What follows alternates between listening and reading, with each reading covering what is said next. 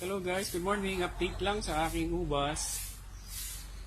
Ito, mataba na yung kanyang yung trunk. Pinutulan ko na siya. Yan, may lumabas na mga mga coating cane.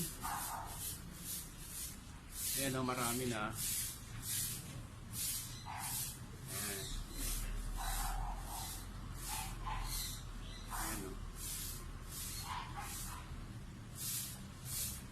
Sana mga mga berries na lalabas dito.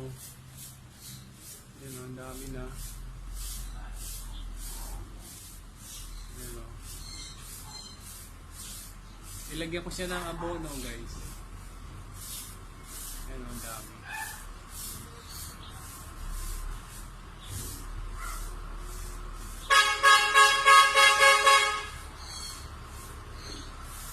Ingay ng guys, garbage truck.